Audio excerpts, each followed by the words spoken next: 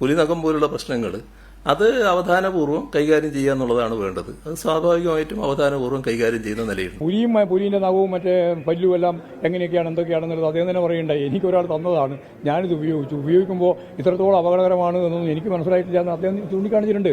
അതിന്റെ മേലെ ഇതുപോലെ വലിയ രീതിയിലുള്ള ഒരു കേസും കാര്യവും ഒക്കെ വേണ്ടതുണ്ടോ എന്ന് കോടതി പറയുന്നത് പോലെ തന്നെ പരിശോധിച്ച് ആവശ്യമായ നിലപാട് സ്വീകരിക്കട്ടെ. സമാനമായ കേസുകളിൽ അങ്ങനെ ഫോറസ്റ്റ് ഡിപ്പാർട്ട്മെന്റ് ചെയ്തിട്ടില്ല എന്നൊരു പൊതു ആക്ഷേപം വന്നിട്ടുണ്ട്. ഫോറസ്റ്റ് സാധാരണ ചെയ്യുന്നതിനേക്കാൾ കൂടുതലായി കാര്യങ്ങൾ ചെയ്തു എന്നുള്ള ഒരു പൊതുബോധം ഉണ്ടായിട്ടുണ്ട്. അത് ഫോറസ്റ്റ് ഡിപ്പാർട്ട്മെന്റ് പരിശോധിച്ച് അങ്ങനെ കൂടുതലായി ഈ ഒരു വാർത്താ പ്രാധാന്യത്തിനും മറ്റു കാര്യങ്ങൾക്കുമായി അയാളെ ഹറാസ് ചെയ്തിട്ടുണ്ടെങ്കിൽ അത് പരിശോധിച്ച് വേണ്ട നടപടികൾ ചെയ്യും. നമസ്കാരം. ഹിരൺദാസ് മുരളി എന്ന റാപ്പർ വേടന് പുലിപ്പല്ല് കേസിൽ പെരുമ്പാവൂർ മജിസ്ട്രേറ്റ് കോടതി ജാമ്യം നൽകിയത് ഇന്നലെയാണ്. പ്രഥമ ദൃഷ്ട്യാ കുറ്റകൃത്യം തെളിയിക്കാനായില്ല, പുലിപ്പല്ല് യഥാർത്ഥമാണോ എന്ന് കണ്ടെത്താൻ കഴിഞ്ഞിട്ടില്ല എന്നതുൾപ്പെടെയുള്ള കാര്യങ്ങൾ ചൂണ്ടിക്കാട്ടിയാണ് കോടതി ജാമ്യം നൽകിയത്. അതായത് പ്രാഥമികമായി ചെയ്യേണ്ട കാര്യങ്ങൾ പോലും ചെയ്യാതെയാണ് വനംവകുപ്പ് വേടനെതിരായ നടപടികളിലേക്ക് കടന്നത് എന്ന് ചൂണ്ടിക്കാട്ടുകയായിരുന്നു കോടതി. വനംവകുപ്പ് നടപടിക്കെതിരെ കക്ഷി രാഷ്ട്രീയ ഭേദമന്യേ പ്രതികരണങ്ങൾ വരുമ്പോൾ അപകടം മണത്ത വനമന്ത്രി നിലപാടിൽ മലക്കം മറിഞ്ഞു. ആ മലക്കം മറിച്ചിൽ എങ്ങനെയായിരുന്നു എന്ന് കാണാം.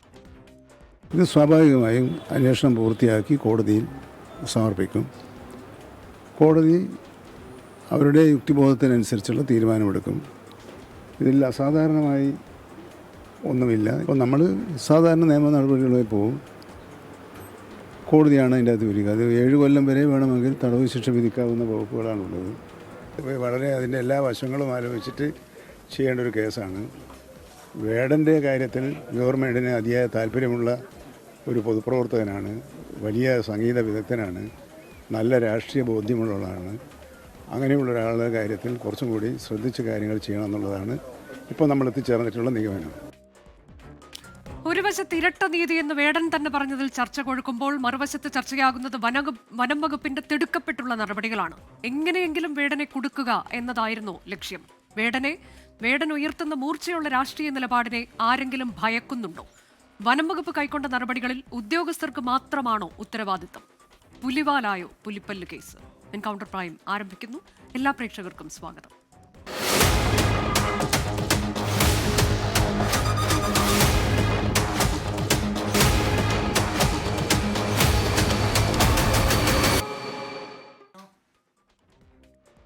നമുക്കൊപ്പം അതിഥികളായുള്ളത് യാക്കോബായ സഭ മുൻ നിരണം ഭദ്രാസനമൻ ഗീവർഗീസ് മാർ കുറിലോസ്, ശ്രീജിത്ത് പണിക്കർ നിരീക്ഷകൻ, ദിനുവെയിൽ നിരീക്ഷകൻ, ഒപ്പം തന്നെ ശ്രീ റെജി ലൂക്കോസ് CPIM-ന്റെ സഹയാത്രികനാണ്. ആദ്യം ഞാൻ ഈ ചർച്ച ആരംഭിക്കുന്നത് റെജി ലൂക്കോസിൽ നിന്നാണ്. റെജി ലൂക്കോസ്, ഇപ്പോൾ വനം മന്ത്രി 29-ാം തീയതി പറഞ്ഞത്, ഒപ്പം ഇന്ന് പറഞ്ഞത്, ഈ 2 കാര്യങ്ങളും താങ്കൾ ശ്രദ്ധിച്ചിട്ടുണ്ടാകുമെന്ന് ഞാൻ കരുതുന്നു. ഈ വേടന്റെ വിഷയത്തിൽ അടിമുടി പാളിപ്പോയോ വനം വകുപ്പിന്?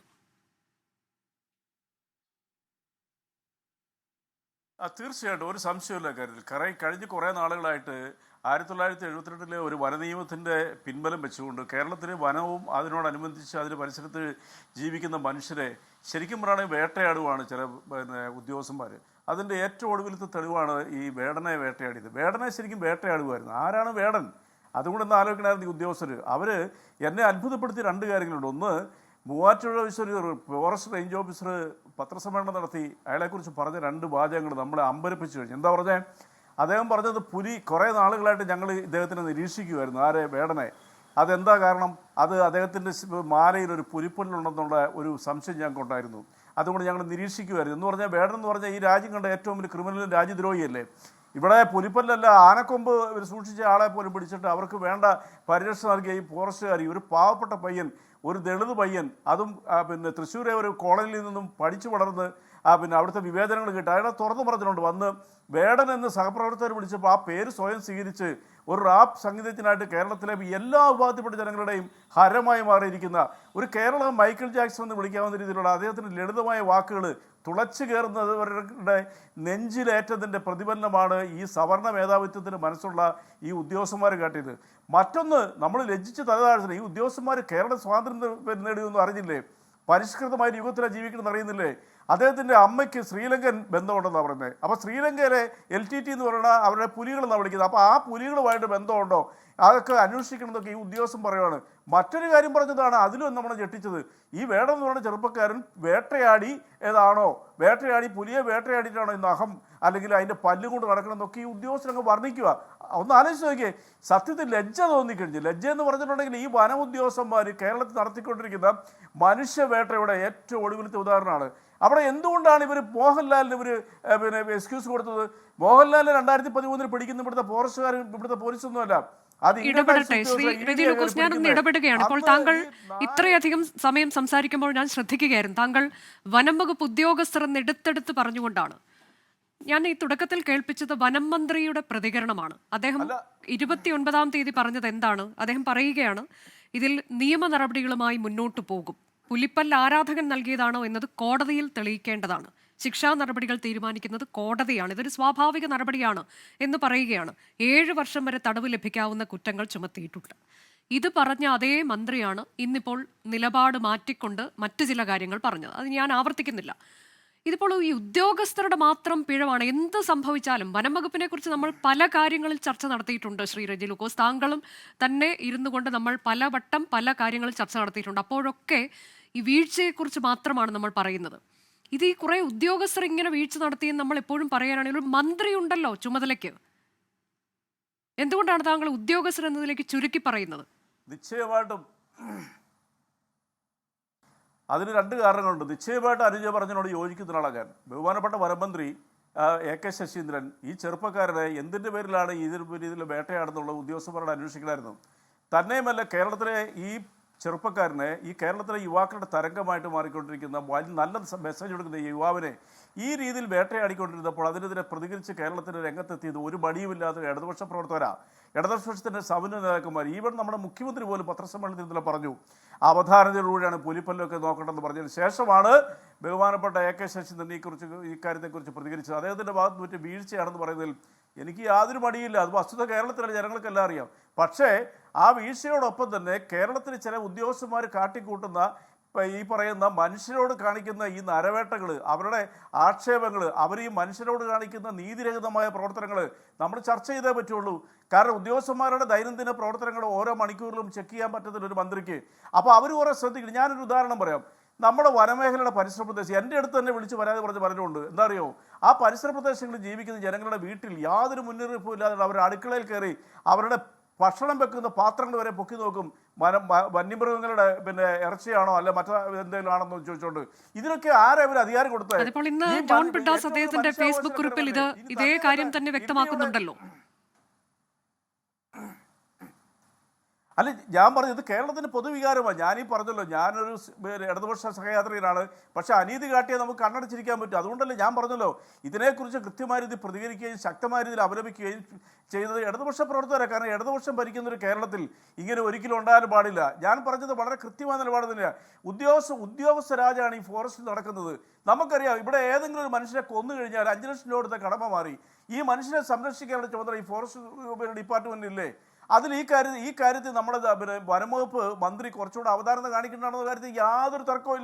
അതിലേക്ക് ന്യായീകരിക്കാൻ നമ്മളെക്കൊണ്ട് സാധിക്കത്തില്ല. ഒന്നുകൂടെ പറയാം, അതായത് ഇന്ത്യൻ ഭരണഘടന വിഭാവനം ചെയ്യുന്ന മനുഷ്യാവകാശ ലംഘനമാണ് ഇന്നലെ ഈ കഴിഞ്ഞ ദിവസം ഈ വേടനെതിരെ നടത്തിയത്. അവരെന്തിൻ്റെ പേരിൽ? ഇത് കോടതിയുടെ നിരീക്ഷണം പുറത്തു വന്നപ്പോൾ എന്താ പറഞ്ഞിരിക്കുന്നത്? ഈ പുലിതകം എന്ന് പറയുന്നതിനകത്ത് തെളിവ് പോലും ഇല്ല. ഇതാണോ ഇല്ലെന്ന് പോലും അറിയത്തില്ല. ഇപ്പോൾ ഞാനൊരു ഉദാഹരണം പറയാം. ഞാൻ നേരിട്ട് 2 കാര്യം പറയാം. അതായത് നടൻ ജയറാം എൻ്റെ നാട്ടിൽ ഏറ്റുമാനൂർ ക്ഷേത്രത്തിൽ അദ്ദേഹം തായമ്പ അവതരിപ്പിക്കാൻ വന്നപ്പോൾ എനിക്ക് ഭയങ്കര ഇഷ്ടമുള്ളൊരു കലാപരിപാടിയാണ്. അദ്ദേഹത്തിൻ്റെ നെഞ്ചിൽ ഒരു പുലിതകമോ പുലിയുടെ പല്ലോ പോലൊരു സാധനം കിടപ്പുണ്ട്. അത് ഒറിജിനലാണോ ഡ്യൂപ്ലിക്കേറ്റ് ആണോ നമുക്ക് പറയാൻ പറ്റത്തില്ല. അവരെ ഒന്നും എന്തുകൊണ്ട് ഇവർ നിരീക്ഷിക്കുന്നില്ല? എന്തുകൊണ്ട് സുരേഷ് ഗോപിയെ നിരീക്ഷിക്കുന്നില്ല? എന്തുകൊണ്ട് ആനക്കൊമ്പ് ഒരു കാരണവശാലും സൂക്ഷിക്കാൻ പാടില്ല? അത് കർശനമായ നിയമമുള്ള, അതെല്ലാം ഭയങ്കര ടാർഗറ്റഡ് ആയിട്ടുള്ള വസ്തുക്കളാണ്. വീട്ടിൽ സൂക്ഷിച്ച മോഹൻലാൽ എന്തിനാണ് ഒരു പ്രത്യേക പരിഗണന കൊടുക്കുന്നത്? അപ്പോൾ എന്തിനാണ് ഈ ചെറുപ്പക്കാരനെ നിരീക്ഷണത്തിന് ഏർപ്പെടുത്തിയിരുന്നത്? പുൽവാമ ആക്രമണത്തിൽ പങ്കെടുത്ത ചെറുപ്പക്കാരാണ് അയാൾ കൊടുക്കുന്ന മെസ്സേജുകൾ എന്താണ്? ഇന്ന് അയാൾ ജാമ്യത്തിൽ ഇറങ്ങിയ ശേഷം പറഞ്ഞൊരു വാചകമുണ്ട്. അത് ഈ ഉദ്യോഗസ്ഥന്മാരും ഈ വനം വകുപ്പിൻ്റെ മേലാളന്മാരും ശ്രദ്ധിക്കണം. ഞാനിനി ഒരിക്കലും മദ്യപിക്കത്തില്ല, ഞാൻ തിരുത്താൻ തയ്യാറാണെന്ന് പറഞ്ഞു. ഞാൻ ചോദിക്കട്ടെ, ആ ഏറ്റുപറച്ചിൽ പറഞ്ഞൊരു ചെറുപ്പക്കാരനെ എന്ന് കേരളം കണ്ടത്? അത് സത്യസന്ധമായിട്ട് വിലയിരുത്തുവാണെന്നുണ്ട് പരിഷ്കൃത കേരളീയ സമൂഹത്തിന് മനുഷ്യാവകാശ ലംഘനം നടത്തിയ ഒന്നാമത്തെ ഏറ്റവും വലിയ ഉദാഹരണങ്ങളിലൊന്നാണ് ഈ വേടനെ വേട്ടയാടിയത്. അതുകൊണ്ട് അഭിമാനത്തോടെ ഞങ്ങളുടെ കാര്യം പറയാം, ഇടതുപക്ഷ പ്രവർത്തകർ, മുഖ്യമന്ത്രി ഉൾപ്പെടെയുള്ളവർ ഇതിനെതിരെ പ്രതികരിച്ചു. ഉദ്യോഗസ്ഥന്മാരെ കർശനമായ നടപടി സ്വീകരിക്കണം. ഇന്ത്യൻ ഭരണഘടന വിഭാവനം ചെയ്യുന്ന മനുഷ്യാവകാശ ലംഘനത്തിനും പട്ടികജാതി പട്ടികവിഭജനത്തിനുള്ള അട്രോസിറ്റിക്കെതിരെ. അപ്പോഴും താങ്കൾ ഉദ്യോഗസ്ഥരുടെ കാര്യം മാത്രം പറയുകയാണ്. ഈ മന്ത്രി സഭയെ പ്രതിനിധീകരിക്കുന്ന മന്ത്രി പറഞ്ഞ പ്രതികരണം പിന്നീട് അത് തിരുത്തി പറയുന്നത്, അതിൽ നിന്ന് താങ്കൾ വീണ്ടും വഴുതി മാറുകയാണ്. ഞാൻ താങ്കളിലേക്ക് എത്താം. ഗീവർഗീസ് മാർ കൂറിലോസ്, താങ്കളുടെ ഒരു ഫേസ്ബുക്ക് പോസ്റ്റ് കഴിഞ്ഞ ദിവസം, ഞാൻ താങ്കളിലേക്ക് എത്താം. പറയൂ റെജി ലൂക്കോസ്. അതായത് അമേരിക്കയിലെ ജോർജ് ലോയിഡ് എന്ന് പറയുന്ന കറുത്ത വർഗ്ഗക്കാരനെ അവിടുത്തെ മേലാളന്മാരായിട്ടുള്ള ഉദ്യോഗസ്ഥന്മാർ കഴുത്തേൽ ചവിട്ടി അദ്ദേഹത്തിനെ കൊന്ന ആ ഉദ്യോഗസ്ഥന്മാർ ഇന്ന് ആയുഷ്കാല ജീവിതത്തിൽ അവർക്ക് പരോൾ പോലും കിട്ടത്തില്ല. ഇത്തരം ഉദ്യോഗസ്ഥന്മാർ ആ രീതിയിലുള്ള ശിക്ഷയ്ക്ക് നിയമത്തിന്റെ മുമ്പിൽ കൊണ്ടുവരണം. ഇല്ല എങ്കിൽ കേരളത്തിലെ ഈ സാധാരണക്കാരെ ജനങ്ങൾ പൊറുക്കത്തില്ല. അതെന്നുള്ളവരും കൂടി പറയാനായിട്ടാണ് ഞാനിപ്പോൾ ആദ്യഘട്ടം ആഗ്രഹിക്കുന്നത്. ശരി, ഗീവർഗീസ് മാർ കൂറിലോസ്, താങ്കളുടെ ഒരു ഫേസ്ബുക്ക് പോസ്റ്റ് അത് വളരെ ശ്രദ്ധ തേടിയ ഒന്നാണ്. അതിൽ താങ്കൾ പറയുന്ന ഒരു കാര്യമുണ്ട്, കേരളം ഒട്ടും പുരോഗമനപരമല്ല, മാനുഷിക മുഖം നഷ്ടപ്പെട്ട ഒരു വനംവകുപ്പാണ് നമുക്കുള്ളത്. ഇതിലിപ്പോൾ ഈ കോടതിയിലെ ഉത്തരവ് താങ്കൾ ശ്രദ്ധിച്ചു കാണുമെന്ന് എനിക്ക് തോന്നുന്നു. എന്താണ് ഇതിൽ നടന്നിട്ടുള്ളത് എന്ന് കോടതി ചോദിക്കുകയാണ്. ഇതിൽ പ്രഥമ ദൃഷ്ട്യാ പോലും ഒന്നും കണ്ടെത്താൻ കഴിയാത്ത, ഒരു തെളിവുമില്ല, കുറ്റകൃത്യം നിലനിൽക്കാത്ത ഒരു കാര്യം.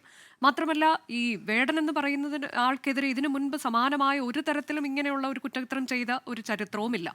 അപ്പോൾ അങ്ങനെ ഒരു കാര്യത്തിൽ കുടുക്കുക എന്നതിലേക്ക് പോയിരിക്കുന്നത് കോടതി അത് പറയുന്നില്ല. പക്ഷെ നമുക്കത് വായിച്ചു നോക്കുമ്പോൾ ആ തരത്തിലേക്ക് നമ്മൾ നിഗമനത്തിലെത്താൻ നിർബന്ധിതരാവുക കൂടിയല്ലേ ഗീവർഗീസ് മാർ കൂറിലോസ്?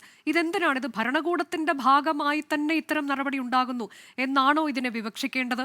ഏതാനും ചില ഉദ്യോഗസ്ഥർ ചെയ്യുന്നതാണ് ഇത് എന്ന് പറഞ്ഞ് നമ്മൾ ഇതിനെ ചുരുക്കി കാണേണ്ടതാണോ?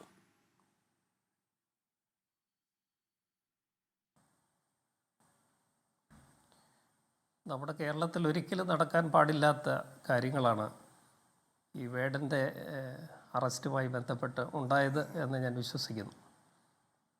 എൻ്റെ ഒരു ഹഞ്ച് ഇതിൻ്റെ പിന്നിൽ ആസൂത്രിതമായ ചില നീക്കങ്ങൾ നടന്നു എന്ന് തന്നെയാണ്. വനം വകുപ്പ് ഇതിലൊരു മുഖ്യ പ്രതിയാണ്. അവരൊരു വലിയൊരു ക്രിമിനലിനെ പിടിച്ച്, ഒരു വലിയ രാജ്യദ്രോഹിയെ പിടിച്ച് അറസ്റ്റിലാക്കി ഞങ്ങളൊരു വലിയ കാര്യം ചെയ്തിരിക്കുന്നു, ഒരു ഹീറോയിക് ആക്ട് ചെയ്തിരിക്കുന്നു എന്നുള്ള മട്ടിലാണ് ഈ പാവപ്പെട്ട മനുഷ്യനെ സമൂഹത്തിൻ്റെ മുമ്പിൽ കൂടി, മാധ്യമങ്ങളുടെ മുമ്പിൽ കൂടിയൊക്കെ കൊണ്ടുപോയത് എന്നോർത്ത് ഞാൻ ലജ്ജിക്കുകയാണ്. നമ്മുടെ നാടിനെ ഓർത്ത്, നമ്മുടെ ഭരണ സംവിധാനങ്ങളെ ഓർത്ത്. വനം വകുപ്പ് കുറേ നാളുകളായിട്ട് ഈ പഴികൾ കേൾക്കുകയാണ്.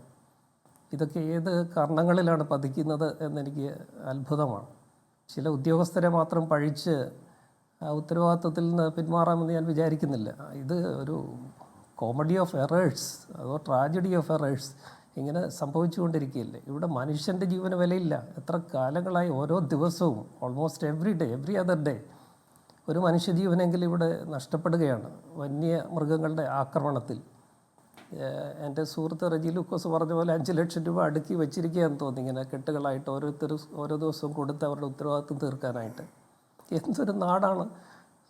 മനുഷ്യജീവന് വിലയില്ലാത്തൊരു നാട്ടിലെങ്ങനെയാണ് നമുക്ക് ജീവിക്കാൻ കഴിയുക? അങ്ങനെ ഒരു വനം വകുപ്പാണ്. അതുകൊണ്ടാണ് ഞാൻ മാനുഷിക മുഖം നഷ്ടപ്പെട്ട ഒരു വനം വകുപ്പ് എന്ന് ആവർത്തിച്ച് പറയുന്നത്. അവർക്ക് നീതിയെക്കുറിച്ച്, മനുഷ്യനീതിയെക്കുറിച്ച്, മാനവികതയെക്കുറിച്ച് യാതൊരു സങ്കല്പവുമില്ലാത്ത കുറച്ച് പേരാണ് വനം വകുപ്പിനെ നിയന്ത്രിക്കുന്നത് എന്നുള്ള കാര്യത്തിന് സംശയമില്ല. അതിൻ്റെ ഒരു ഇര കൂടെയാണ് വേടൻ. പക്ഷേ അതിനപ്പുറത്തേക്ക് ചില ആസൂത്രിത ശ്രമങ്ങൾ രാഷ്ട്രീയമായിട്ട് അദ്ദേഹത്തെ തകർക്കാൻ ഇതിൻ്റെ പിറകിൽ ശ്രമം നടന്നു എന്ന് തന്നെയാണ് ഞാൻ വിശ്വസിക്കുന്നത്. കാരണം ഞാൻ സൂചിപ്പിച്ചതുപോലെ വേടൻ മുന്നോട്ട് വയ്ക്കുന്ന, അദ്ദേഹത്തിൻ്റെ പാട്ടുകളിൽ കൂടി, സംഗീതത്തിൽ കൂടി മുന്നോട്ട് വയ്ക്കുന്ന ഒരു പ്രത്യേക രാഷ്ട്രീയം, അതിനെ സ്വത്ത് രാഷ്ട്രീയമെന്നും അംബേദ്കർ രാഷ്ട്രീയമെന്നും കേവല ജാതി രാഷ്ട്രീയം എന്നൊക്കെ പറഞ്ഞ് പുച്ഛിച്ചു തള്ളുന്ന ഇടതുപക്ഷത്തും വലതുപക്ഷത്തും മധ്യപക്ഷത്തും ഒക്കെയുള്ള രാഷ്ട്രീയ ശക്തികൾ ഇതിൻ്റെ പിറകിലുണ്ടാവാം എന്ന് ഞാൻ സംശയിക്കുകയാണ്. കാരണം അവർക്കെല്ലാവർക്കും ഒരുപോലെ, മുഖ്യധാര രാഷ്ട്രീയ പാർട്ടികൾക്കെല്ലാം ഒരുപോലെ ഹിതകരമല്ലാത്ത, പഥ്യമല്ലാത്ത, ഒരുപക്ഷെ ഭീഷണി പോലും ഉയർത്തുന്ന ഒരു രാഷ്ട്രീയമാണ് അദ്ദേഹം അടിത്തട്ട് രാഷ്ട്രീയത്തിൽ കൂടി, കീഴാട രാഷ്ട്രീയത്തിൽ കൂടി, സബാൾട്ടൺ പൊളിറ്റിക്സിൽ കൂടി കർത്തൃത്വത്തിൻ്റെ രാഷ്ട്രീയത്തിൽ കൂടി മുന്നോട്ട് വയ്ക്കുന്നത്. അത് പലരെയും, പല അധികാര ശക്തികളെയും അദ്ദേഹം വെല്ലുവിളിക്കുന്നത് ബാബാ സാഹേബ് അംബേദ്കറും മഹാത്മാ അയ്യങ്കാളിയും ഒക്കെ മുന്നോട്ട് വെച്ച ഈ ജാതിക്കെതിരെയുള്ള ഒരു ജാതിരഹിത സമൂഹത്തിന് വേണ്ടിയുള്ള അതീശത്വ ശക്തികൾക്കെതിരെയുള്ള സാമ്രാജ്യത്വ ശക്തികൾക്കെതിരെയുള്ള ഭൂപ്രഭുക്കന്മാർക്കെതിരെയുള്ള ഒരു വലിയൊരു യുദ്ധമാണ്, ഒരു ധാർമ്മിക യുദ്ധമാണ്, ഒരു റെസിസ്റ്റൻസാണ് അദ്ദേഹത്തിൻ്റെ പാട്ടുകൾ മുഴുവൻ മുഴങ്ങിക്കേൾക്കുന്നത്. അത് അത്ര പെട്ടെന്ന് എല്ലാവർക്കും ദഹിക്കത്തില്ല. അതുകൊണ്ടാണ് ഞാൻ പറഞ്ഞ മുഖ്യധാരയിലുള്ള എല്ലാ രാഷ്ട്രീയ പ്രസ്ഥാനങ്ങളും ഇടത് വലത് ഭേദമില്ലാതെ എല്ലാവരെയും ഈ ചെറിയ പാട്ടുകാരൻ, എന്നാൽ ചെറുത് എന്ന് ഞാൻ പറയുന്നത് വലിപ്പത്തിലാണ്, പക്ഷേ കണ്ടൻറ്റ് കൊണ്ട് വലിയ വലിപ്പമുള്ള ഈ പാട്ടുകാരൻ ഈ ചെറുപ്രായത്തിൽ തന്നെ ഇത്രയും പോപ്പുലാരിറ്റിയും ഇമ്പാക്റ്റും ഫോളോയിങ് നേടിയ ഈ കലാകാരനെ എങ്ങനെയെങ്കിലും തകർത്ത് കളയാം എന്നൊരു ആസൂത്രിത ശ്രമം രാഷ്ട്രീയമായിട്ട് തന്നെ അദ്ദേഹം ഇതിൻ്റെ പിറകിലുണ്ട് എന്ന് ഞാൻ ന്യായമായിട്ടും സംശയിക്കുന്നു. അതെ, അതാണ് ഞാൻ താങ്കളിലേക്ക് എത്താം. ദിനുവേൽ, ഇപ്പോൾ ഇതിൽ എന്തിനായിരുന്നു ഇത്ര ധൃതി എന്ന് ചോദിക്കുന്നത് കക്ഷി രാഷ്ട്രീയ ഭേദമന്യേ ഉള്ളവരാണ് എന്നതാണ്. അതിൽ MV ഗോവിന്ദൻ ഉൾപ്പെടെയുള്ളവർ ചോദിക്കുകയാണ് എന്തിനായിരുന്നു ഇത്ര ധൃതി എന്ന് ചോദിക്കുന്നു. ഇത് പരിശോധിക്കണം, ഈ ധൃതി എന്തിനായിരുന്നു എന്നതാണ് അദ്ദേഹം പറഞ്ഞുകൊണ്ടിരിക്കുന്നത്. കലാവാസനയെ പ്രോത്സാഹിപ്പിക്കുകയാണ് വേണ്ടത്. ഈ വേടനോട് സ്വീകരിച്ച നിലപാട് അതൊട്ടും ശരിയായില്ല എന്ന് പറയുകയാണ് CPIM സംസ്ഥാന സെക്രട്ടറി. കൂടാതെ മറ്റ് പലയിടങ്ങളിൽ നിന്നിപ്പോൾ സമൂഹ മാധ്യമങ്ങൾ തുറന്നാൽ മുഴുവൻ നമുക്ക് കാണാൻ കഴിയുന്നതും ഇത് തന്നെയാണ്. അപ്പോൾ അത് എന്തുകൊണ്ടായിരിക്കാം എന്നാണ് താങ്കൾ കരുതുന്നത്? ഈ ഒരു രൂഢമൂലമായിരിക്കുന്ന നമ്മുടെ സമൂഹത്തിൽ ഇരിക്കുന്ന ആ ഒരു ജാതി ചിന്ത, അതിൽ നിന്ന് നമുക്കൊരിക്കലും മോചനമില്ല എന്നതിൻ്റെ ഒരു പ്രതിഫലനമായി ഈ സംഭവത്തെ താങ്കൾ കാണുന്നുണ്ടോ, അതോ ഇതിൽ പിന്നിൽ മറ്റെന്തെങ്കിലുമാണോ ദിനു? സമൂഹത്തിലെ വൾണറബിൾ ആയിട്ടുള്ള കമ്മ്യൂണിറ്റിയിൽ നിന്നുള്ള ആളുകൾ കുറ്റാരോപിതരാകുന്ന സമയത്ത്, അവർ ക്രിമിനൽ ജസ്റ്റിസ് സിസ്റ്റത്തിന്റെ മുന്നോട്ടേക്ക് വരുന്ന സമയത്ത് അവർക്ക് പ്രത്യേക രീതിയിലുള്ള കെയർ ആൻഡ് പ്രൊട്ടക്ഷനും ശ്രദ്ധയും ഒക്കെ കൊടുക്കണമെന്ന് അന്താരാഷ്ട്ര തലത്തിൽ പല രാജ്യങ്ങളിലും നിയമവ്യവസ്ഥയ്ക്കകത്ത് മാറ്റങ്ങൾ വന്നുകൊണ്ടിരിക്കുന്ന ഒരു കാലത്താണ് നമ്മൾ ജീവിക്കുന്നത്. എന്നിരുന്നാൽ പോലും ഇവിടെ വേടൻ എന്ന് പറയുന്ന വ്യക്തി ദളിതനായതുകൊണ്ട് അദ്ദേഹത്തിന് എന്തെങ്കിലും പ്രത്യേക പരിഗണന ആവശ്യമാണെന്ന് ഞങ്ങൾ ആരും ആവശ്യപ്പെട്ടിട്ടില്ല. ഞങ്ങൾ ആവശ്യപ്പെട്ടത് അദ്ദേഹം ദളിതനായതുകൊണ്ട് അദ്ദേഹത്തിന് ലഭിക്കേണ്ട, ഒരു കുറ്റാരോപിതന് ലഭിക്കേണ്ട ബെയർ മിനിമം ആയിട്ടുള്ള ചില കാര്യങ്ങൾ അയാൾക്ക് നഷ്ടപ്പെടുത്തരുത്. ആ പരിഗണന സ്റ്റേറ്റ് ദളിതനായതുകൊണ്ട് മാത്രം കൊടുക്കാതിരിക്കരുത് എന്നുള്ളതാണ് കൃത്യമായി നമ്മൾ പറയാൻ വേണ്ടി ആഗ്രഹിക്കുന്നത്. രണ്ട് കാര്യങ്ങളാണ് ഈ വിഷയവുമായി ബന്ധപ്പെട്ട് സുപ്രധാനമായി നമുക്ക് ഇരട്ട നീതി നടപ്പിലായി എന്ന് പറയാൻ വേണ്ടി സാധിക്കുക. ഒന്നാമത്തെ കാര്യം എന്ന് പറയുന്നത് ഈ കേസിനകത്ത് നടന്നിട്ടുള്ള തിടുക്കത്തോടെയുള്ള അറസ്റ്റാണ്. വളരെ കൃത്യമായി ജോഗീന്ദർ കുമാർ കേസിനകത്തും DK ബസു കേസിനകത്തും ഒക്കെ തന്നെ സുപ്രീം കോടതി എന്ത് അവസരത്തിലാണ് ഒരു വ്യക്തിയെ അടിയന്തരമായി അറസ്റ്റ് ചെയ്യേണ്ടത് എന്നത് സംബന്ധിച്ച കൃത്യമായ ഗൈഡ് ലൈനുകൾ പുറപ്പെടുവിച്ചിട്ടുണ്ട്. പ്രധാനമായി ഒരു വ്യക്തി ഒരു പക്ഷേ സെൽഫ് ഹാം ചെയ്യാൻ സാധ്യതയുള്ളപ്പോൾ, എവിഡൻസിനെ ടാമ്പർ ചെയ്യാൻ സാധ്യതയുള്ള സമയത്ത്, രാജ്യം കടന്നുകൊണ്ടോ മറ്റേതെങ്കിലും സ്ഥലത്തേക്ക് അബ്സ്കോണ്ട് ചെയ്യാനുള്ള സാധ്യതയുള്ള സമയത്ത്, ഈ സമയത്തൊക്കെ അറസ്റ്റ് എന്ന് പറയുന്നത് ഒരു അനിവാര്യതയാണ്. ഈ കേസിനകത്ത് ഇത്തരത്തിൽ എന്ത് അനിവാര്യതയുടെ പുറത്താണ് വേടനെ ഇത്ര പെട്ടെന്ന് അറസ്റ്റ് ചെയ്തത് എന്നുള്ള ചോദ്യമാണ് ഏറ്റവും ആദ്യം വനം വകുപ്പ് ഉദ്യോഗസ്ഥരോട് ചോദിക്കാനുള്ളത്. ഇതിലേത് കാര്യം ലംഘിക്കും വേടൻ എന്നുള്ള കാര്യത്തിൽ സംശയം ഉണ്ടായതുകൊണ്ടാണ് ഇത്ര തിടുക്കപ്പെട്ട് നിങ്ങൾ അറസ്റ്റ് ചെയ്തിട്ടുള്ളത്. രണ്ടാമത്തെ കാര്യം എന്ന് പറയുന്നത്, അറസ്റ്റിന് ശേഷം വനം വകുപ്പ് ഉദ്യോഗസ്ഥർ നടത്തിയ പ്രതികരണങ്ങളിൽ രണ്ട് കാര്യങ്ങൾ പറഞ്ഞിട്ടുണ്ടായിരുന്നു. ഒന്ന്, ഇദ്ദേഹത്തിന്റെ ശ്രീലങ്കൻ വംശജനായ അമ്മയെ കുറിച്ചുള്ള പരാമർശമാണ്. നോക്കൂ, ക്രിമിനൽ ട്രൈബ് ആക്ടിലൊക്കെ പറയുന്ന പോലെ തന്നെ ഒരു വ്യക്തി അല്ലെങ്കിൽ ആ വ്യക്തിയുടെ അമ്മയും അച്ഛനും ഒക്കെ ഒരു പ്രത്യേക വിഭാഗത്തിൽ പെട്ടിട്ടുണ്ടെങ്കിൽ അവർ കുറ്റക്കാരാവുമെന്ന് ഇന്ത്യക്കകത്തുണ്ടായ നീതിന്യായ വ്യവസ്ഥയെ, കൊളോണിയൽ നിയമത്തെ മാറ്റി തീർത്ത ആളുകളാണ് നമ്മൾ. വീണ്ടും ക്രിമിനൽ ട്രൈബ് ആക്ടിന്റെ മനസ്സിലിരിപ്പ് കൊണ്ടാണ് ഇത്തരം ഉദ്യോഗസ്ഥർക്ക് വേടന്റെ അമ്മയായിട്ടുള്ള ശ്രീലങ്കൻ വംശജയുടെ നേരെ കൈ ചൂണ്ടാൻ വേണ്ടി സാധിക്കുന്നത്. എന്താണ് ആ ഉദ്യോഗസ്ഥൻ പറഞ്ഞത്?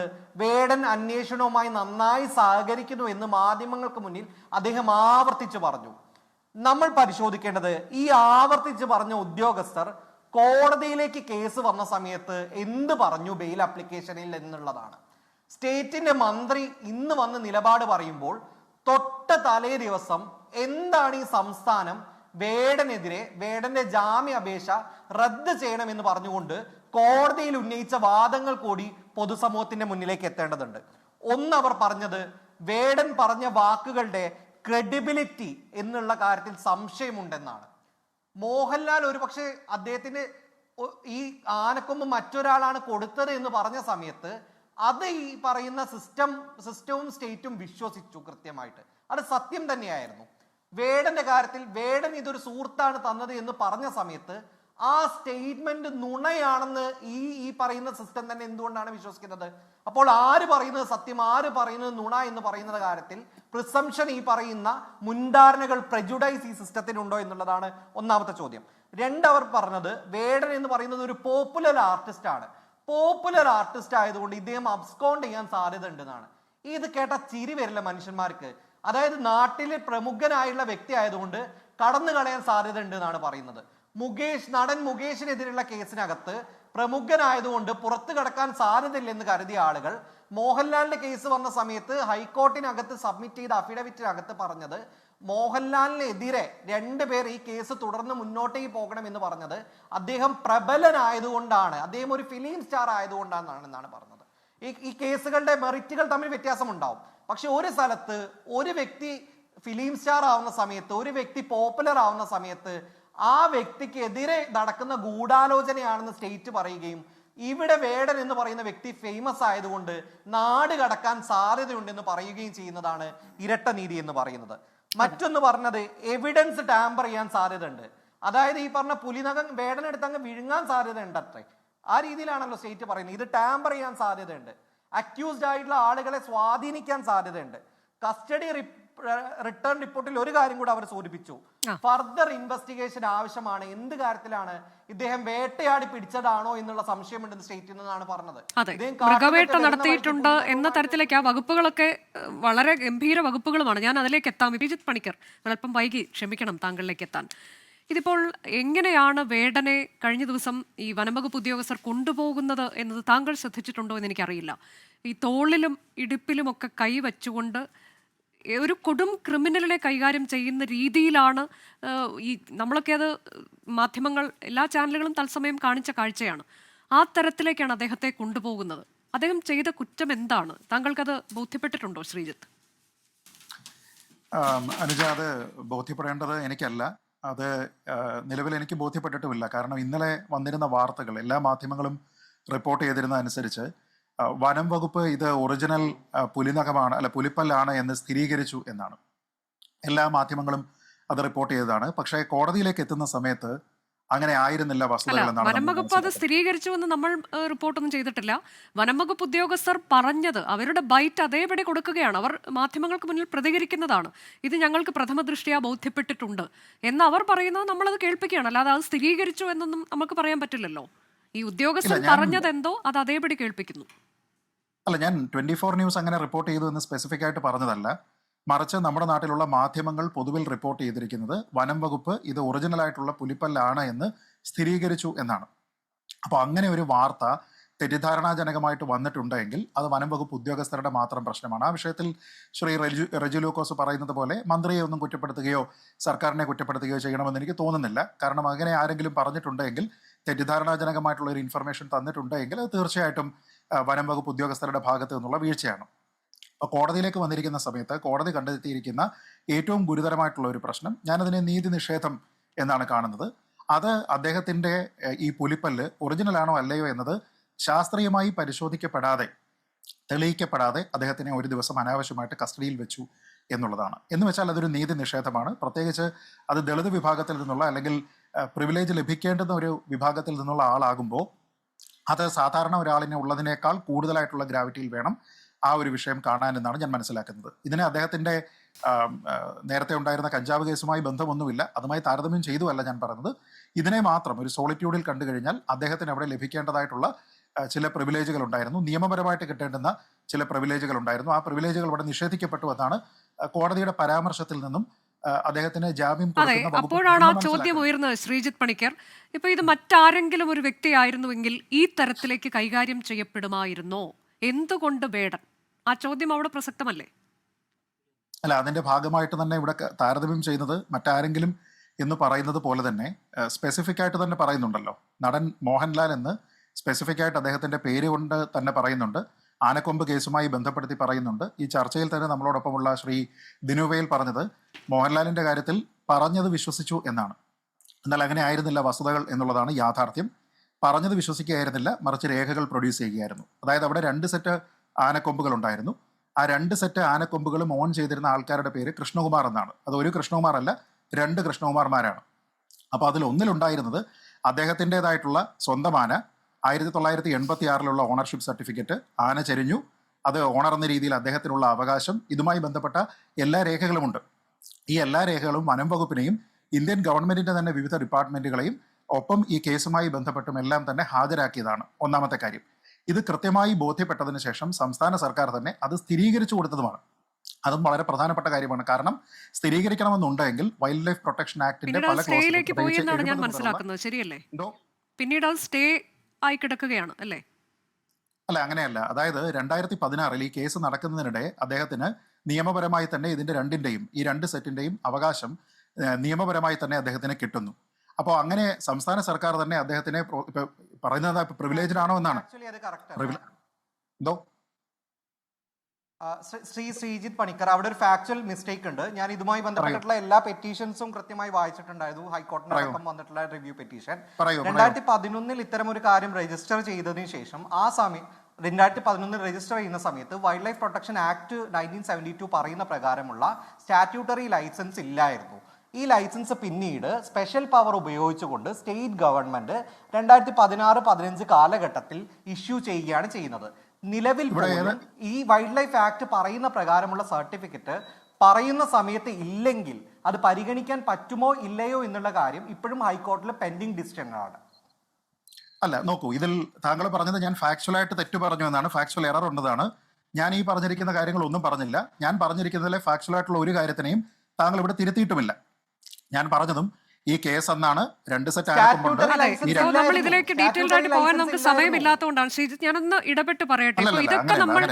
ഇതൊക്കെ നമ്മൾ ഇൻ ഡീറ്റെയിൽ ആയി പറഞ്ഞ് അത് കോടതിയിലേക്ക് വളരെ വിശദമായി ചെന്ന് അതിന്റെ തെളിവുകളും ഇതെല്ലാം ഹാജരാക്കുന്ന കാര്യമാണ് താങ്കൾ പറയുന്നത്. അത് അങ്ങനെ തന്നെയാണ് വേണ്ടതും. പക്ഷേ ഈ വേടന്റെ കാര്യത്തിൽ സംഭവിച്ചത് എന്താണ് ശ്രീജിത്ത് പണിക്കർ? വേടന്റെ കാര്യത്തിൽ സംഭവിച്ചത് ഇപ്പോൾ ഈ 1972 വന നിയമത്തിലെ വകുപ്പ് 39, 51, അതുപോലെ 49B, 9 ഇതടക്കം മൃഗവേട്ട ഉൾപ്പെടെ ചുമത്തിക്കൊണ്ടാണ് 7 വർഷം വരെ തടവ് ശിക്ഷ ലഭിക്കാവുന്ന ഒരു കുറ്റം പ്രഥമ ദൃഷ്ട്യാ ചുമത്തിയിരിക്കുകയാണ്. അതെന്തടിസ്ഥാനത്തിലാണ്? അതാണ് ഞാൻ ചോദിക്കുന്നത്. ഇപ്പം മറ്റേതെങ്കിലും ഒരാളായിരുന്നുവെങ്കിൽ എന്ന് ഞാൻ ചോദിക്കുന്നത് അതാണ്. എങ്ങനെയാണ് ഇങ്ങനെ ചെയ്യാൻ കഴിയുക? അല്ല, ഏതാണെങ്കിലും അതുകൊണ്ടാണ് ഞാൻ പറഞ്ഞത് മോഹൻലാലിനെ നിങ്ങൾ കേസിൽ നിന്ന് വെറുതെ വിട്ടു എന്നാണോ പറയുന്നത്? ഫോറസ്റ്റ് കൊടുത്തിരിക്കുന്ന കേസിലെ ചാർജ് ഷീറ്റിലെ 1-ാം പ്രതിയാണ് മോഹൻലാൽ. അല്ലെന്ന് ആരെങ്കിലും പറയട്ടെ. ഫോറസ്റ്റ് ചാർജ് ചെയ്തിരിക്കുന്ന കേസിലെ 1-ാം പ്രതിയുടെ പേര് മോഹൻലാൽ വി എന്നാണ്. ആണോ അല്ലയോ? അദ്ദേഹത്തിന് എന്ത് പ്രിവിലേജാണ് കിട്ടിയിരിക്കുന്നത്? അദ്ദേഹത്തിന്റെ കസ്റ്റഡിയിൽ ഉണ്ടായിരുന്ന ഈ ആനക്കൊമ്പുകൾ കൃത്യമായിട്ട് സർക്കാരിന്റെ കണക്കുകളിലേക്ക് അവിടെ എഴുതുകയും പിന്നീട് അതിലൊരു അണ്ടർടേക്കിംഗ് നിയമപരമായി കൊടുക്കുന്ന സമയത്ത് കണ്ടെത്തി എന്നതിന്റെ അടിസ്ഥാനത്തിൽ തൊട്ടടുത്ത നിമിഷം അദ്ദേഹത്തെ ഇങ്ങനെ പിടിച്ചുകൊണ്ട് പോവുകയോ അല്ലെങ്കിൽ ഈ തരത്തിലേക്ക് ചോദ്യം ചെയ്യാൻ വിളിപ്പിക്കുകയോ അങ്ങനെ എന്തെങ്കിലും നടന്നതായി താങ്കൾക്ക് അറിയാമോ? അല്ല, അങ്ങനെ പിടിച്ചിരിക്കുന്നത് ശരിയാണെന്നാണ് ഞാൻ അഭിപ്രായം പറഞ്ഞു. വേടന്റെ കാര്യത്തിൽ അങ്ങനെ പിടിച്ചോണ്ട് പോകുന്നത് ശരിയാണ് ഞാൻ ചോദിക്കുന്നത് താങ്കൾ ശരിയാണെന്ന് പറഞ്ഞോ എന്നുള്ളതല്ല. എന്റെ ചോദ്യം ഇതാണ്, ഇത് എന്തുകൊണ്ട് ഇതിവിടെ സംഭവിക്കുന്നു എന്നുള്ളതാണ്. നമ്മൾ എല്ലാവരും തിരിച്ചറിയപ്പെടേണ്ടുന്ന ചില യാഥാർത്ഥ്യങ്ങളിലേക്കല്ലേ ഇത് നമ്മളെ കൊണ്ട് ചെന്ന് എത്തിക്കുന്നത്? ആ ചോദ്യമാണ് ഞാൻ ചോദിക്കുന്നത് ശ്രീജിത്ത്. അനുജ, ഞാൻ ആ ചോദ്യത്തിന് മറുപടി പറയുമ്പോൾ താങ്കൾ മറ്റൊരു ചോദ്യമല്ല ചോദിക്കേണ്ടത്. ഒന്നാമത്തെ കാര്യം ആദ്യത്തെ ഭാഗത്ത് ഞാൻ പറഞ്ഞതെന്താണ്? വേടന്റെ കാര്യത്തിൽ ഒരു നീതി നിഷേധം ഉണ്ടായി എന്നാണോ അല്ലയോ ഞാൻ പറഞ്ഞത്? വേടന്റെ കാര്യത്തിൽ അദ്ദേഹത്തിന് സ്വാഭാവികമായിട്ടുള്ള നീതി കിട്ടുകയും അത് ഒറിജിനൽ ആയിട്ടുള്ള പുലിപ്പല്ലാണോ അല്ലയോ എന്നുള്ളത് ശാസ്ത്രീയമായി പരിശോധിക്കാതെ അദ്ദേഹത്തിനെ അകാരണമായിട്ട് ഒരു ദിവസം കസ്റ്റഡിയിൽ വെച്ചിട്ടുണ്ട് എങ്കിൽ അത് നീതി നിഷേധമാണ് എന്നും, പ്രത്യേകിച്ച് അത് പ്രിവിലേജ്ഡ് ആയിട്ടുള്ള അല്ലെങ്കിൽ പ്രിവിലേജ് കിട്ടേണ്ടുന്ന ഒരു കമ്മ്യൂണിറ്റിയിൽ പെട്ടയാളായതുകൊണ്ട് അത് അതിനേക്കാൾ സാധാരണ ഒരാൾക്കുള്ളതിനേക്കാൾ കൂടുതൽ കുറ്റമാണ് എന്നുമല്ലേ ഞാൻ പറഞ്ഞത്. അപ്പൊ പിന്നെ എന്റെ അങ്ങനെ ഒരു പ്രത്യേക പ്രിവിലേജ് വേണ്ട. ഇപ്പൊ ദിനു പറഞ്ഞത് കേട്ടില്ല. അങ്ങനെ ഒരു പ്രത്യേക പ്രിവിലേജ് ഒന്നും വേണ്ട. സാധാരണ മനുഷ്യന് കിട്ടുന്ന നീതി അത് മതി. സാധാരണക്കാരന് കിട്ടുന്ന നീതി അത് മാത്രം മതി. ആ നീതി നിഷേധം അരുത്. അതാണ് ആവശ്യപ്പെടുന്നത്. ആ പ്രിവിലേജ് തീരുമാനിക്കേണ്ടത് ദിനുവോ അനുജയോ അല്ല, ഈ നാട്ടിലെ നിയമങ്ങളാണ്. ഈ നാട്ടിലെ നിയമങ്ങൾ, നിങ്ങളൊരു ബാക്ക്വേർഡ് കമ്മ്യൂണിറ്റിയിൽ നിന്നുള്ള ആളാണെങ്കിൽ നിങ്ങൾക്ക് താല്പര്യമുണ്ട് എങ്കിലും ഇല്ല എങ്കിലും ആ നിയമങ്ങളുടെ പ്രൊട്ടക്ഷൻ നിങ്ങൾക്ക് നൽകും. അല്ലാന്ന് ദിനു പറയട്ടെ, എനിക്കിത് ആവശ്യമില്ല, എനിക്ക് മറ്റൊരു സാധാരണ പൗരന്റെ പോലെയുള്ള പ്രൊട്ടക്ഷൻ മതി എന്ന് പറഞ്ഞാലൊന്നും ഈ നാട്ടിലെ നിയമത്തിൽ നിന്നും മാറില്ല. അപ്പൊ അതൊന്നും പറയരുത്. ഞാൻ പറയുന്നത് മോഹൻലാലിനെതിരെ ഇവിടെ നടന്നിരുന്ന കാര്യം എന്താണ്? അദ്ദേഹത്തിനെ ഇവിടെ വെറുതെ വിടുകയല്ല ചെയ്തിരുന്നത്, മറിച്ച് അദ്ദേഹം ഇവിടെ പറയുകയല്ല, ദിനു പറഞ്ഞിരുന്നത് പറഞ്ഞു എന്നാണ്, അവിടെയാണ് ഫാക്ച്വൽ എറർ. പറയുകയല്ല, മറിച്ച് ഈ രേഖകൾ ഇവിടെ കൈമാറ്റം ചെയ്തു. ഈ രേഖകൾ കൈമാറ്റം ചെയ്തതുപോലെ തന്നെ രണ്ടാമത്തെ സെറ്റ് ആനക്കൊമ്പിന്റെ കാര്യത്തിലും ഞാനത് നേരത്തെ പറഞ്ഞല്ലോ, അത് മറ്റൊരു വ്യക്തിയുടെ കയ്യിലുള്ളതായിരുന്നു. അദ്ദേഹത്തിന്റെ പേരും കൃഷ്ണകുമാർ എന്നാണ്. നളിനി രാധാകൃഷ്ണൻ എന്ന് പറയുന്ന മറ്റൊരാളിന്റെ പൊസഷനിലുള്ള വളരെ പഴക്കം ചെന്നിരിക്കുന്ന തിരുവിതാംകൂറുമായി ബന്ധപ്പെട്ടിരിക്കുന്ന പഴയ കാലത്തുണ്ടായിരുന്ന ഒരു സെറ്റായിരുന്നു. നമുക്കറിയാമല്ലോ, ഈ കഥകളിൽ കേട്ടല്ലോ, എടുത്തുകൊണ്ട് പോകാവുന്നതും അവിടെ പെർമനന്റ് ആയിട്ട് ഫിക്സ് ചെയ്തതുമായിട്ടുള്ള 2 സെറ്റുകളാണ്. ഇതുമായി ബന്ധപ്പെട്ട എല്ലാ രേഖകളും കൃത്യമായി അവിടെ കൊടുത്തതിന് ശേഷവും അദ്ദേഹത്തിനെ 1-ാം പ്രതിയാക്കിക്കൊണ്ട് കേസിട്ടു. പിന്നെ ഇത് ഇമ്മീഡിയറ്റ് ആയിട്ട് കസ്റ്റഡിയിൽ എടുക്കണോ വേണ്ടയോ എന്നുള്ളത് അന്വേഷണ ഉദ്യോഗസ്ഥന്റെ പ്രൊറഗേറ്റീവ് ആണ്. അതുകൊണ്ടാണ് ഞാൻ പറഞ്ഞത്, വേടന്റെ കാര്യത്തിൽ യാതൊരു വിധത്തിലുള്ള ധാരണയും ഇല്ലാതെയാണ് അവരെ എടുത്തിട്ടുള്ളത് എങ്കിൽ അത് തെറ്റാണ്. പക്ഷേ മോഹൻലാലിന്റെ കാര്യത്തിൽ സ്റ്റേറ്റ് അദ്ദേഹത്തിന് ആനുകൂല്യം ചെയ്തു എന്ന് പറയാൻ കഴിയില്ല. പിന്നെ ദിനു പറഞ്ഞ ഒരു കാര്യം കൂടിയുണ്ട്. 2016 അദ്ദേഹത്തിന് നേരത്തെ കൊടുത്തിരിക്കുന്ന കാര്യത്തിന്റെ അടിസ്ഥാനത്തിൽ വൈൽഡ് ലൈഫ് കൺസർവേറ്റർ ഉൾപ്പെടെയുള്ള നിരവധി ആൾക്കാർ പരിശോധിച്ചതിന് ശേഷം ഇത് അദ്ദേഹത്തിന് കൈവശം വെക്കാവുന്നതാണ് എന്ന രീതിയിലേക്ക് കൊടുക്കുകയാണ്. എന്ന് വെച്ചാൽ വേടന് ആരോ ഒരാൾ ഇപ്പൊ ഇത് കൊടുത്തിരിക്കുന്നു, അത് ആരാണ് കൊടുത്തിരിക്കുന്നത് എന്നതിനെ കുറിച്ച് ആ ആളിനെ പറ്റി അറിയില്ല എന്ന് അദ്ദേഹം പറയുന്നു. അങ്ങനെയുള്ള ഒരാൾ ഇത് കൊടുത്തിട്ടുണ്ടോ, അതുമായി ബന്ധപ്പെട്ട രേഖകളുണ്ടോ? ഈ കാര്യങ്ങളൊന്നുമില്ല. മോഹൻലാലിന്റെ കാര്യത്തിൽ ഈ രേഖകളുണ്ട്. ഇനി ഇത് ഗിഫ്റ്റായിട്ടാണ് കൊടുക്കുന്നത് എങ്കിൽ ആ കൊടുത്തിരിക്കുന്ന അദ്ദേഹത്തിന്റെ പേരിലാക്കുന്ന നിയമപരമായിട്ടുള്ള കാര്യവും അദ്ദേഹം പൂർത്തീകരിച്ച സാഹചര്യത്തിൽ സംസ്ഥാന സർക്കാരിന്റെ ഒരു വകുപ്പ് കൊടുത്തിരിക്കുന്ന കേസിലെ 1-ാം പ്രതി അതേ സർക്കാർ തന്നെ അദ്ദേഹത്തിന് പിൽക്കാലത്ത് ഇതേ കാര്യത്തിന് വേണ്ടി ലീഗലൈസ് ചെയ്തിട്ട് സർട്ടിഫിക്കറ്റും കൊടുത്തു. ഇതിലിപ്പോൾ ഇങ്ങനെയൊക്കെയുള്ള സംശയങ്ങൾ ഉണ്ടായെന്നുണ്ടെങ്കിൽ എന്താണ് ചെയ്യേണ്ടത് എന്നുള്ളൊരു ചോദ്യമുണ്ടല്ലോ. ഇദ്ദേഹത്തോട് എന്താണ് പറയാനുള്ളത് എന്നുള്ളത് ആ സ്റ്റേറ്റ്മെന്റ് അത് രേഖപ്പെടുത്താം, അതിനുശേഷം ഒരു അന്വേഷണം നടത്താം, എന്നിട്ടുള്ള കണ്ടെത്തലിന്റെ അടുത്ത നടപടിയിലേക്ക് അങ്ങനെയാണല്ലോ പോകേണ്ടത്. ഇതെന്തുകൊണ്ട് ഇവിടെ ഇങ്ങനെ സംഭവിക്കുന്നു എന്ന ചോദ്യം തന്നെയാണ്.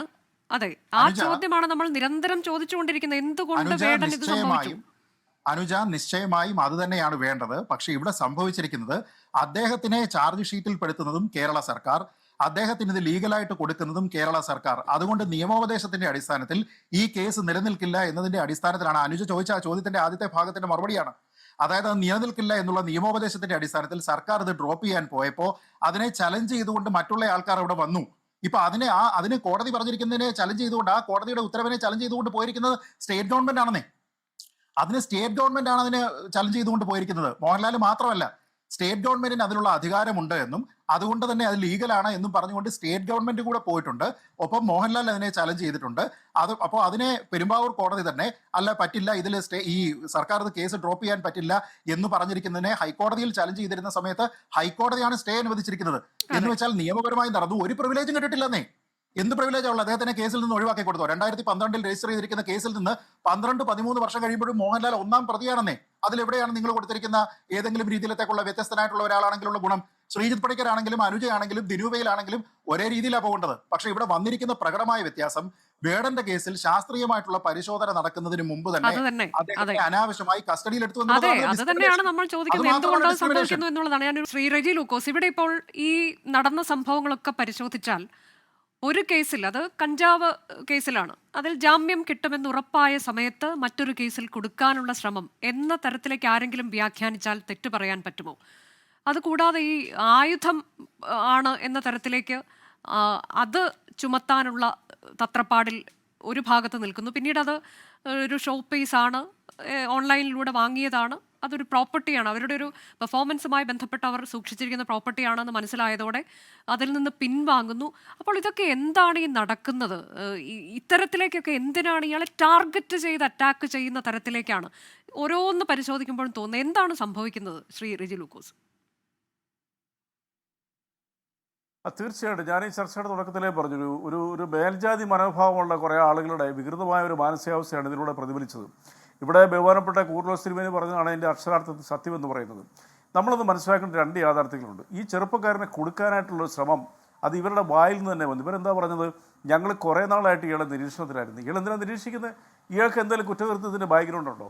അപ്പോൾ അയാളൊരു അധസ്ഥിതനാണ്. ഈ കേരളത്തിൽ വലിയൊരു മോട്ടിവേറ്ററായിട്ട്, കേരളത്തിലെ യുവാക്കളെ വലിയ രീതിയിലുള്ള മോട്ടിവേറ്ററായിട്ട്, കേരളത്തിൽ ഒരു തരംഗമായിട്ട് മാറുന്ന ചെറുപ്പക്കാരനെ മറ്റെന്തോ മാനസികാവസ്ഥയുള്ള ഉദ്യോഗസ്ഥന്മാർ അദ്ദേഹത്തിന് കൊടുക്കാൻ ശ്രമിച്ചെന്നുള്ളൊരു നിസ്തർക്കമാണ് അത് യാതൊരു തർക്കമില്ല കാര്യത്തിൽ.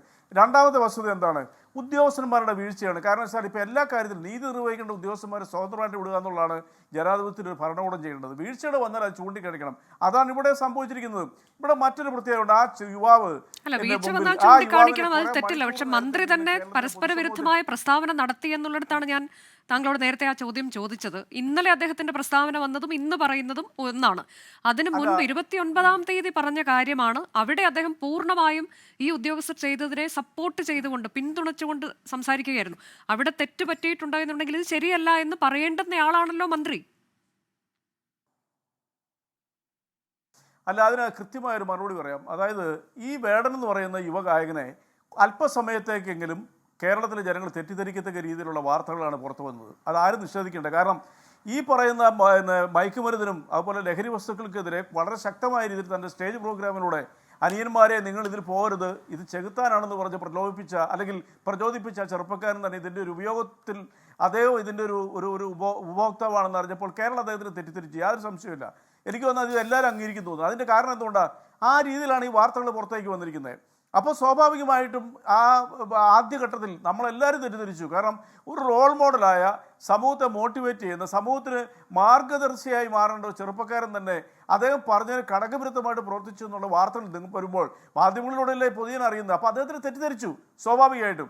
അതിനെ നമ്മൾ ഒരിക്കലും ഒരു ജസ്റ്റിഫിക്കേഷൻ ആയിട്ട് അല്ലെങ്കിൽ മന്ത്രിയുടെ ഭാഗത്തുള്ള ഒരു വീഴ്ചയായിട്ട് അതിനെ ജസ്റ്റിഫൈ ചെയ്യുന്ന രീതിയിലൊന്നും നമ്മൾ ഒരു കാര്യമില്ല. ഈ കാര്യത്തിലാണ് വനം മന്ത്രിയുടെ പ്രതികരണം വന്നത്. കഞ്ചാവ് വിഷയത്തിലല്ല, പുലിപ്പല്ല വിഷയത്തിലാണ്. പുലിപ്പല്ല വിഷയത്തിലായിരുന്നു അദ്ദേഹത്തിന്റെ പ്രതികരണം. ഇതൊരു സ്വാഭാവിക നടപടിയാണ്. ഇത് എങ്ങനെയാണെന്നൊക്കെയുള്ളത് തെളിയിക്കേണ്ടത് കോടതിയിലാണ്. 7 വർഷം വരെ തടവ് കിട്ടാവുന്നതാണ് എന്നൊക്കെ പറഞ്ഞതാണ്. അത് കഞ്ചാവ് കേസിലായിരുന്നില്ല റെജി ലൂക്കോസ്. തീർച്ചയായിട്ടും നമ്മളെല്ലാവരും കേട്ടതല്ലേ. അത് അദ്ദേഹത്തിന് ആദ്യത്തെ പ്രതികരണത്തിൽ അദ്ദേഹം പറഞ്ഞതിനകത്ത് അസ്വാഭാവികത എന്തെങ്കിലും ഉള്ളതായിട്ട് എനിക്ക് തോന്നുന്നില്ല. കാരണം സ്വാഭാവികമായിട്ട് അങ്ങനെ വിചാരിക്കത്തുള്ളൂ. കേരളീയ പൊതുസമൂഹം ചെറുപ്പക്കാരനെ തെറ്റിദ്ധരിച്ചു. ആ രീതിയിലുള്ള വാർത്തകളാവുന്നത്. എനിക്ക് പറയാനുള്ള മറ്റൊരു കാര്യമുണ്ട്. നിങ്ങൾ മനസ്സിലാക്കേണ്ട വസ്തുത എന്ന് പറയുന്നത്, ഇവിടുത്തെ ഏതെങ്കിലും ഒരു മുൻനിരയിൽ പ്രവർത്തിക്കുന്ന ആളോ അല്ലെങ്കിൽ വലിയ രീതിയിലുള്ള ഇവർക്കൊന്നും തൊടാൻ പോലും പറ്റാത്ത ഒരാളുടെ ഭാഗത്ത് നിന്നാണെന്നുണ്ടെങ്കിൽ ഇവരുടെ ഭാഗത്ത് ഈ നിരീക്ഷണം ഉണ്ടാവുമോ? ഇല്ലല്ലോ, ഒരിക്കലും ഉണ്ടാകത്തില്ല. ഇവിടെ ശ്രീധോണിക്ക് പറഞ്ഞ ഒരു കാര്യം വളരെ കറക്റ്റാണ്. ഈ മോഹൻലാൽ എന്ന് പറഞ്ഞ വ്യക്തിനെ ഇതുവരെ മോചിപ്പിച്ചിട്ടില്ല. ബഹുമാനപ്പെട്ട ഹൈക്കോടതി കർശനമായ നിലപാടെടുത്തുകൊണ്ടാണ് രണ്ടാമത് ഈ ഫോറസ്റ്റ് ഡിപ്പാർട്ട്മെൻറ്റ് ഒരു അഫിഡവിറ്റ് കൊടുത്തത്.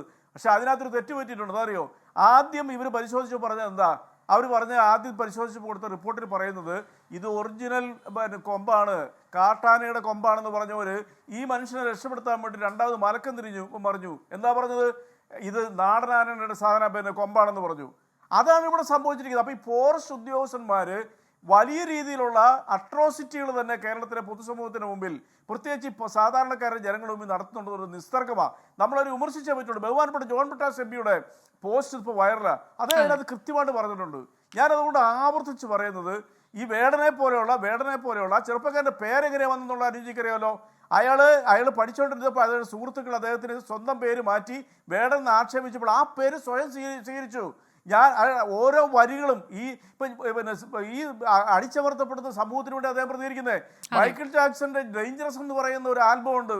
ആ ഡേഞ്ചറസ് ആൽബം കണ്ടു കഴിഞ്ഞാൽ അതിൻ്റെ ഒരു ചെറു പതിപ്പാണ് വാസ്തവത്തിൽ ഈ ചെറുപ്പക്കാരൻ്റെ ഭാഗത്തു നിന്ന് നമ്മുടെ ഉണ്ടാകുന്നത്. അതുകൊണ്ടാണ് മറ്റൊരു വ്യത്യാസമില്ലാതെ കേരളത്തിലെ പൊതുസമൂഹവും കേരളത്തിലെ യുവതലമുറയും അദ്ദേഹത്തിന് ഒരു ഹരമായി സംസാരിച്ചത്. പിന്നെ അദ്ദേഹം സംസാരിക്കുന്ന വാക്കുകൾ ശ്രദ്ധിച്ചിട്ടുണ്ടോ? അദ്ദേഹം ഒരു ക്ലീശയും പറയാറില്ല. അദ്ദേഹം മനുഷ്യന്റെ ഭാഷയിലാണ് ഓരോ സംസാരിക്കുന്നത്. അദ്ദേഹത്തിന്റെ അനുഭവങ്ങൾ കൂടിയാണ് പലപ്പോഴും അദ്ദേഹം പറയുന്നത് എന്നത് തന്നെയാണ്. ഞാൻ താങ്കളിലേക്ക് എത്താം. ഇപ്പോൾ ഈ സംഭവത്തിനൊക്കെ ശേഷം അദ്ദേഹം ഏറ്റവും ഒടുവിൽ ഇന്ന് പ്രതികരിച്ചത് അതൊന്ന് നമുക്ക് വരാം. നീതി എന്ന് പറയുന്ന സാധനം ഇന്ത്യയുടെ കണ്ടീഷൻ ചെയ്യപ്പെട്ട സമൂഹത്തിൽ 1000-2000 വർഷങ്ങളായിട്ട് നിലനിൽക്കുന്ന ഒരു കാര്യമാണ്. അതിനെക്കുറിച്ച് പുതിയതായിട്ട് വേടനൊന്നും പറയാനൊന്നുമില്ല. ഇരട്ടനീതി നിങ്ങൾക്ക് എല്ലാവർക്കും മനസ്സിലാവുന്നുണ്ടല്ലോ. അത് ചോറക്കത്തിനുള്ള ആൾക്കാരല്ലേ. അപ്പോൾ നിങ്ങൾക്ക് എല്ലാവർക്കും മനസ്സിലാവും. അതിനെക്കുറിച്ച് വേറെ അധികം ഒന്നും പറയാനില്ല. മന്ത്രിയുടെ അഭിപ്രായത്തെക്കുറിച്ച് അഭിപ്രായം പറയാൻ ഞാൻ ഒരാളല്ല. ഞാനൊരു കലാകാരനാണ്. ഞാൻ എൻ്റെ കല ചെയ്യുന്നു, ആ കല നിങ്ങൾ കേൾക്കുന്നു, അത്രയാണ്. പൊതുസ്വത്താണ് വേടൻ. ഒരു കലാകാരൻ പൊതുസ്വത്താണ്. ഒരു കലാകാരൻ രാഷ്ട്രീയത്തെക്കുറിച്ചും അവന്റെ ചുറ്റുപറ്റും നടക്കുന്ന കാര്യങ്ങളെക്കുറിച്ച് സംസാരിക്കേണ്ട ആൾ തന്നെയാണ്. നമ്മൾ ചർച്ചയുടെ അവസാന ഘട്ടത്തിലേക്ക് ഇന്ന് സമയം കുറച്ച് കുറഞ്ഞു പോയി, കാരണം ഇടയ്ക്ക് പ്രൈം മിനിസ്റ്റർ വന്നുകൊണ്ട്. മാർ കൂറിലോസ് ഇപ്പോൾ നേരത്തെ ഇരട്ട നീതിയെക്കുറിച്ച് പറഞ്ഞു. അതുകൂടാതെ അദ്ദേഹം മറ്റൊരു കാര്യം കൂടി പറയുന്നുണ്ട്. പുകവലി, മദ്യപാനം, ഇതൊക്കെ ഭയങ്കര പ്രശ്നമാണ്, ബാഡ് ഇൻഫ്ലുവൻസ് ആണ്, അതറിയാം, ചേട്ടനോട് ക്ഷമിക്കണം, നല്ലൊരു മനുഷ്യനായി മാറാൻ പറ്റുമോ എന്ന് ശ്രമിക്കട്ടെ എന്ന് പറയുകയാണ്. ഇത് കഴിഞ്ഞ ദിവസങ്ങളിലും അദ്ദേഹം പറഞ്ഞ കാര്യമാണ്, തുറന്ന് സമ്മതിക്കുന്നു, അത് തെറ്റ് തിരുത്താം എന്നുകൂടി പറയുകയാണ്. താങ്കൾ നേരത്തെ ഒരു ഫേസ്ബുക്ക് പോസ്റ്റിൽ എഴുതിയതുപോലെ അതിൽ ഒന്ന് കാണണമെന്ന ആഗ്രഹമുണ്ട്, ഒന്ന് ആലിംഗനം ചെയ്യണമെന്ന ആഗ്രഹമുണ്ട്. അപ്പോൾ ഇതുകൂടി കേട്ടപ്പോൾ താങ്കൾക്ക് എന്താണ് തോന്നിയ ആ ആറ്റിറ്റ്യൂഡിനൊരു ബിഗ് സല്യൂട്ട് അതാണോ?